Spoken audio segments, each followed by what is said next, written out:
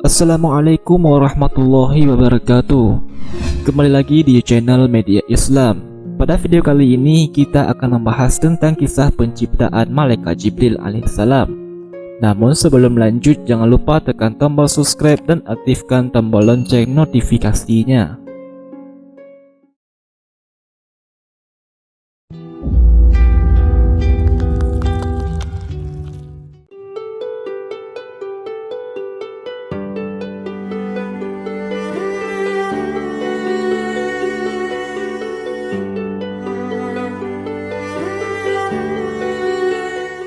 Sahabat media Islam rahimakumullah, Imam Ahmad dalam musnadnya meriwayatkan dari Abdullah bin Mas'ud bahwa ia berkata, Rasulullah Shallallahu Alaihi Wasallam pernah melihat Jibril dalam bentuknya yang sesungguhnya. Ia mempunyai 600 sayap, masing-masing sayap menutup cakrawala, dan setiap sayapnya keluar berwarna-warni mutiara dan yakut atau batu mulia.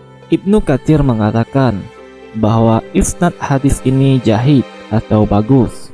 Dalam Sunan Tirmizi disebutkan hadis dengan isnad sahih bahwa Rasulullah Shallallahu Alaihi Wasallam berkata mengenai Jibril, "Aku melihatnya turun dari langit, dan besarnya penciptaan Jibril menutupi ruang antara langit dan bumi." Ketika menerangkan tentang Jibril ini, Allah berfirman, sesungguhnya Al-Quran itu adalah firman Allah yang dibawa utusan yang mulia, yang mempunyai kekuatan di sisi, yang mempunyai arsi yang tinggi derajat, dipatuhi lagi dipercaya. Surat At-Takwir ayat 19-21. Yang dimaksud dengan utusan mulia di sini adalah Jibril, sedangkan pemilik singgasana adalah Allah. Telah bersabda Rasulullah Shallallahu Alaihi Wasallam bahwa sesungguhnya Allah telah menciptakan Malaikat Jibril dengan bentuk yang sangat elok.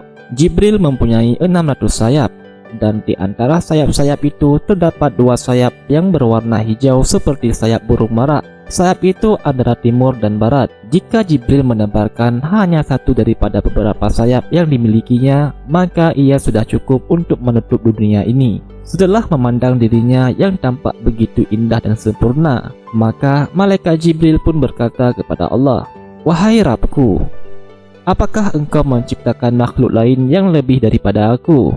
Kemudian Allah pun menjawab pertanyaan Malaikat Jibril, "Tidak." Mendengar jawaban Allah, maka Malaikat Jibril pun berdiri dan melakukan solat 2 rakaat untuk bersyukur kepada Allah. Pada setiap rakaat salat yang dikerjakan oleh Malaikat Jibril, dia menghabiskan masa selama 20.000 tahun lamanya.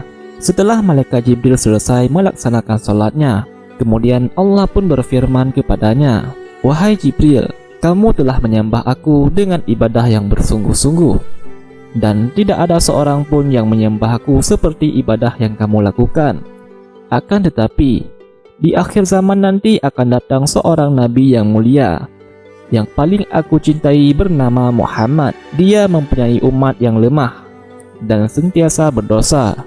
Seandainya mereka mengerjakan sholat 2 rakaat walau hanya sebentar, dan dalam keadaan lupa serta serba kurang, dengan pikiran yang melayang-layang, dan dosa mereka pun besar, maka demi kemuliaanku dan ketinggianku, sesungguhnya solat mereka itu lebih aku sukai daripada solatmu. Hal tersebut karena mereka telah mengerjakan solat itu atas perintahku, sedangkan salat kamu bukan atas perintahku."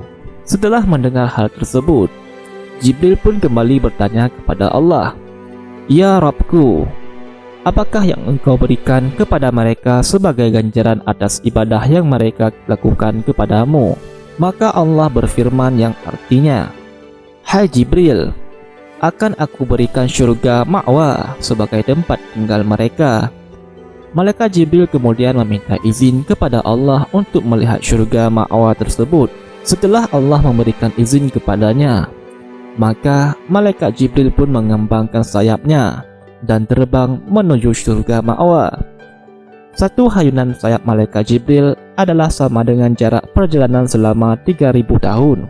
Maka terbanglah Malaikat Jibril selama beberapa lama perjalanan. Malaikat Jibril akhirnya kepenatan dan turun untuk singgah dan berteduh di bawah sebuah pohon. Di sana ia bersujud kepada Allah lalu berkata, "Ya Rabbku, apakah aku telah menempuh setengah atau sepertiga atau seperempat dari perjalanan menuju syurga Mawa?" Maka Allah pun berfirman, "Wahai Jibril, meskipun kamu mampu terbang selama 3000 tahun, dan meskipun aku memberikan kekuatan kepadamu seperti kekuatan yang engkau miliki, lalu kamu terbang seperti yang telah kamu lakukan, niscaya kamu tidak akan sampai kepada 1/10 dari beberapa puluhan yang telah kuberikan kepada umat Muhammad terhadap imbalan salat 2 rakaat yang mereka kerjakan." Sabda Rasulullah SAW, "Sebelah kanan sayap Jibril terdapat gambar syurga beserta dengan segala isinya, termasuk bidadari-bidadari, istana, pelayan, dan sebagaimana manakala sayapnya yang sebelah kiri terdapat gambar neraka dan segala isinya yang cukup terdiri daripada beberapa macam ular, kalajengking, dan neraka yang bertingkat-tingkat serta penjaganya yang terdiri daripada malaikat yang garang dan ganas, yakni malaikat Zabaniyah."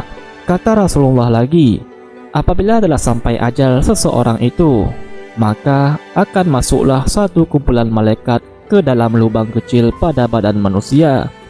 Kemudian mereka akan menarik rohnya dari kedua telapak kaki hingga lutut, dan mereka pun keluar. Setelah itu, datang lagi sekumpulan malaikat masuk menarik roh dari lutut ke perut.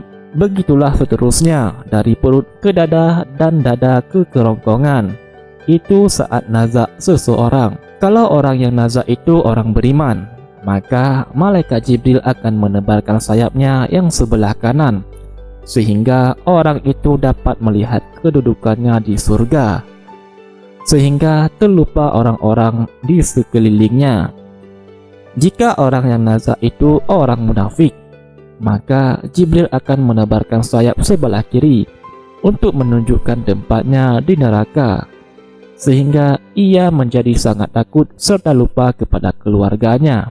Kata Rasulullah SAW, kita sebagai umat Islam mesti mengakui kebenaran ini, dan ia adalah sama seperti kita beriman kepada perkara gaib.